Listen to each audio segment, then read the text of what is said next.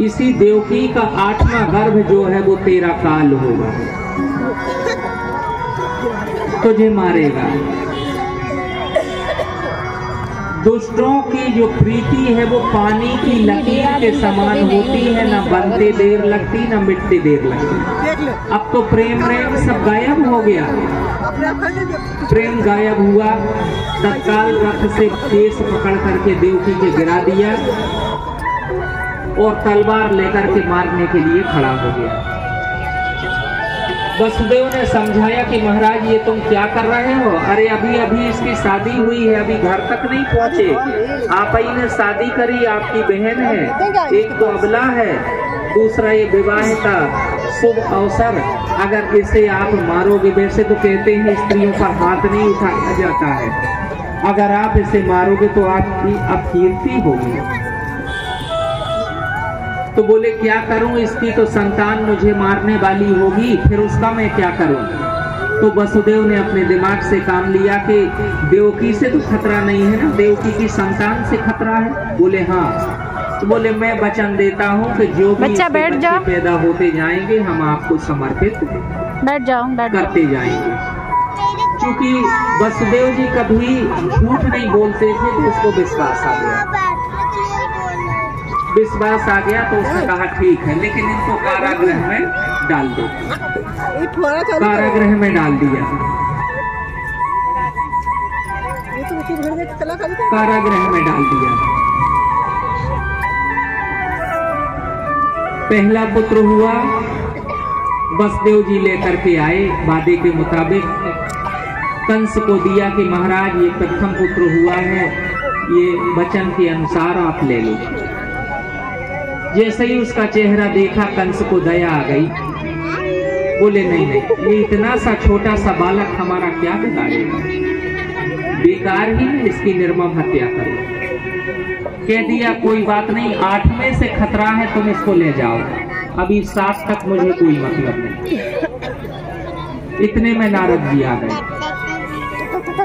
क्योंकि भगवान को तो इसके हाथ से पाप करवाना था, इसका घड़ा भरवाना था, तब ना पाप का घड़ा जब भर जाएगा तब परमात्मा आएंगे।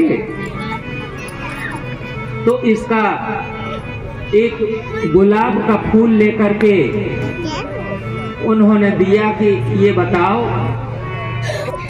एक फूल लेकर के कंस को दिया कि इसमें बताओ यहाँ से ऐसे गिनो 8वीं पंक्ति कौन सी हो, पहली कौन सी है, और फिर इधर से गिनना 8वीं कौन सी है, पहली कौन सी है। चक्कर में पड़ गया, इधर से 1 2 3 4 5 6 7 8 गिने तो वही आ गए, जहाँ से गिने वही पंखुड़ी आ गए। तो बोले समझ गए कि नहीं, क्योंकि अब ये देव ऋषि है, कह तो सकते नहीं कि मार दो, ये कह करके अपने मुंह से कौन हत्या मोल लेगा। छोड़ दो कंस समझ गया, लेकिन बाहर ना जाए, यहीं रहे समझ गया, खतरा मोल नहीं लेना चाहिए। तत्काल वसुदेव जी कुछ दूर पहुंचे थे, उनको बुलाया, बुला करके बच्चे को लेकर के वो लौटे, बच्चे को छुड़ाया और तत्काल बच्चे को पकड़ करके, उसके पैर पकड़ करके जोर से दीवार में बच्चे को, बच्चे का सिर फट गया, खेलने में अच्छी लग रही हो गया। ऐसे ऐसे करके 6 बच्चों को उसने मार दिया। 7वें में भगवान संकर्षण उसके देवकी के गर्भ में आए। तो भगवान ने योग माया से कहा कि इनको इनके गर्भ से खींच करके रोहिणी जो है हमारी, उसके गर्भ में स्थापित कर दो, रोहिणी मैया, क्योंकि वसुदेव की पत्नी एक देवकी थी और रोहिणी भी थी, तो रोहिणी यशोदा के पास थी। तो बोले इनको तो एक गर्भ से निकाल करके दूसरे में डालने के कारण उनका नाम संकर्षण पड़ा। बोलिए संकर्षण भगवान की जय। अब वहां स्थापित कर दिया। इधर सेवकों ने, द्वारपालों ने, जो जेल में थे, उन्होंने बताया महाराज देवकी का तो गर्भपात हो गया, 7वां बच्चा हुआ ही नहीं। ये प्रसन्न हो गया कि देखो डर के मारे अब कोई पैदा नहीं होगा, हमारा डर इतना है। जब 8वें बच्चे के पैदा होने की बारी आई, ये कथा मैं कल बताऊंगा विस्तार से, क्योंकि 6:45 बज गया है। तो भगवान सबसे पहले चतुर्भुज रूप लेकर के, बच्चा बन के नहीं आए, सबसे पहले चतुर्भुज रूप लेकर के वसुदेव के हृदय में उनने प्रवेश किया है। देवकी के गर्भ में नहीं गए पहले। इसमें श्लोक है, मैं कल बताऊंगा 15 मिनट में ये कथा। तो सबसे पहले भगवान जो है कृष्ण कन्हैया लाल अपने पिता वसुदेव के हृदय में प्रवेश किया है। जैसे ही हृदय में ज्योति रूप में प्रकट हुए और चतुर्भुज रूपधारी बनकर के खड़े हो गए, शंख चक्र गदा से सुशोभित हैं भगवान। वो कारागृह का और उनके मुखमंडल पे इतना तेज छा गया वसुदेव जी के कि पूरे कारागृह में से बाहर निकल करके दिव्य ज्योति निकलने लगी, प्रकाश निकलने लगा। सबने कहा, दूर से जिसने भी देखा बोले अब आ रहा है। इतनी छटा तो पहले 7 संतानों में कभी नहीं देखी देवकी की। अब होगा, सब सावधान हो जाओ कि कोई देख ना ले, भैया ना आ जाए। तो भगवान चतुर्भुज रूपधारी कहते हैं कि माँ आप चिंता ना करो, जब तक मैं नहीं चाहूंगा तब तक यहाँ कोई नहीं आएगा, तुम आश्वस्त हो जाओ, डरने की बात नहीं। बहुत सुंदर दोनों ने स्तुति करी, देवकी वसुदेव ने भगवान की स्तुति करी। स्तुति करके भगवान ने अपना बहुत छोटा सा रूप बनाया और उनकी गोद में आ गए। बोलिए कृष्ण कन्हैया लाल की जय।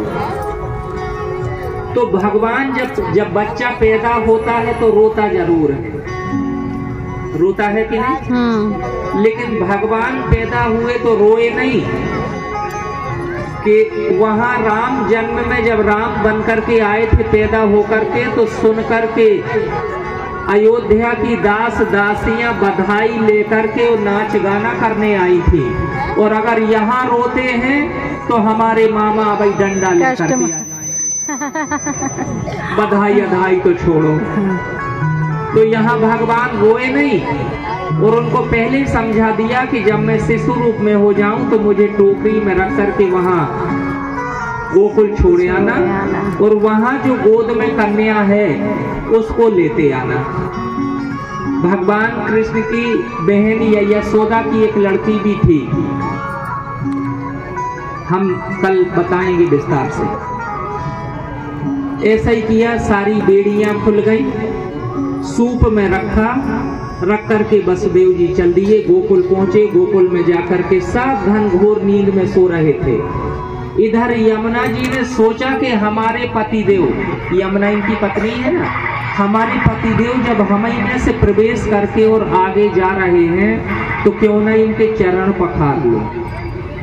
तो यमुना जो घुटने बल थी वो बढ़ने लगी, धीरे धीरे बढ़ने लगी। अब वसुदेव जी बेचारे ये सब क्या समझे कि क्या हो रहा है ये लीला भगवान की, क्योंकि उनने अपनी योग माया से देवकी वसुदेव का मन मोहित कर दिया था, भूल गए। और इसके बाद जब वो दाढ़ी तक आ गई, उनकी बड़ी दाढ़ी थी वसुदेव जी की, दाढ़ी तक छू गई, वसुदेव जी घबराने लगे कि अब यमुना में हम डूब जाएंगे, अब बचने वाला नहीं, ये बालक भी डूब जाएगा, कैसे करके हम इसको पार पहुंचाएं। संकल्प विकल्प में लगे थे। भगवान ने सोचा कि हमारी इस पत्नी को तो शर्म आ ही नहीं रही है कि ससुर जी सामने है और इसको मिलने की पड़ी है, ये ऊपर चली आ रही है चरण पखारने।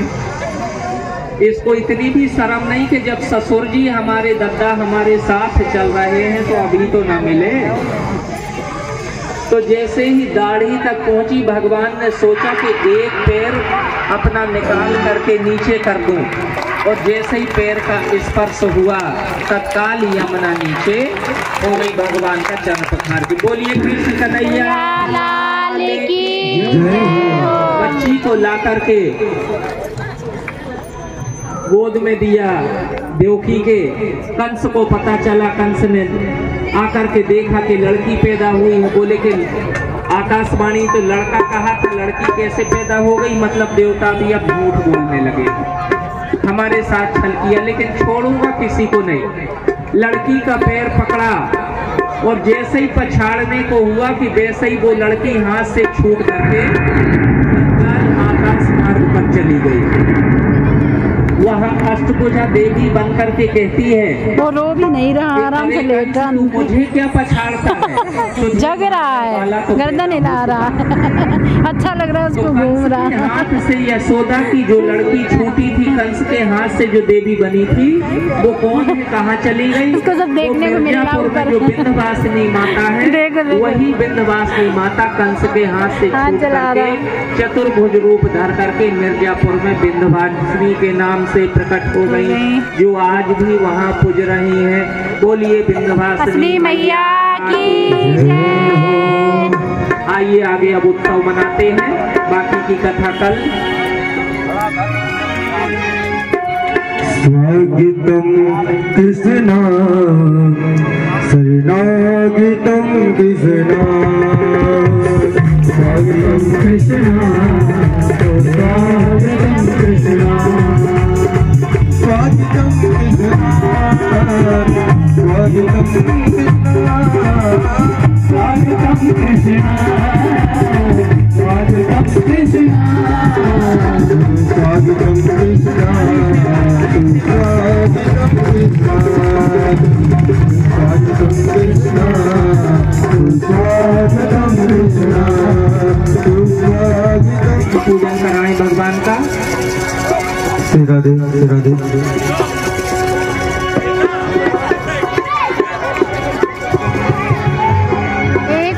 थोड़ा साइड से हो जा। नंद के आनंद भयो जय कन्हैया लाल की, नंद के आनंद भयो जय कन्हैया लाल की, और उमंग भयो की, नंद के आनंद भयो जय कन्हैया लाल की, आनंद भयो जय कन्हैया लाल की।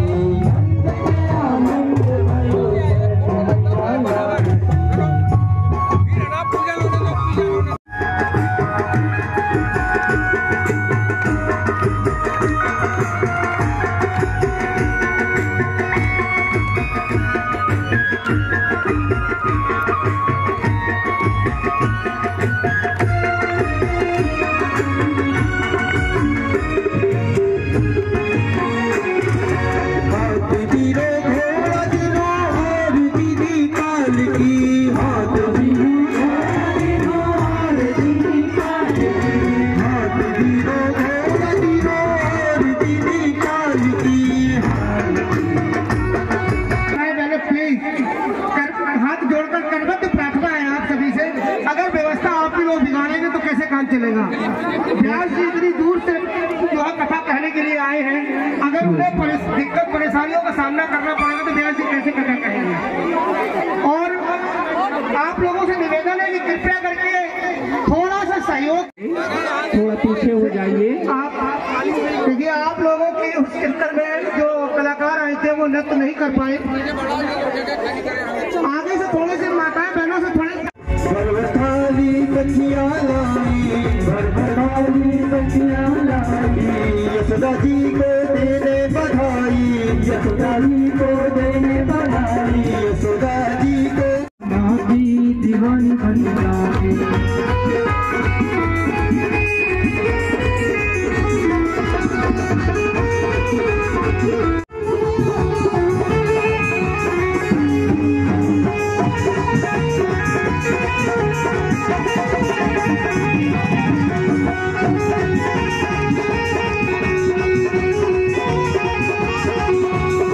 काला मेरो जब नहावे मैं मछली बन जाऊं हो, काला मेरो जब नहावे मैं मछली बन जाऊं हो, काला मेरो जब नहावे मैं मछली बन जाऊं हो, काला मेरो जब नहावे मैं मछली बन जाऊं, चरणों से फिर ऐसे लिपटूं सफल बनाओ, चरणों से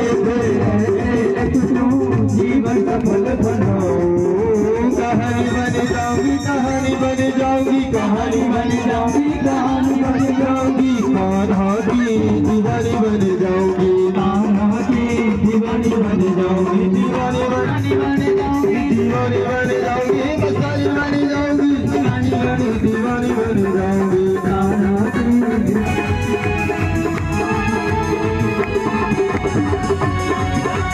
दिल में तू श्याम राम की, दिल में तू श्याम राम की, जरा ज्योति आएगा मेरा सांवरा, दिल से बुला सुने, आएगा मेरा सांवरा, दिल से बुला सुने।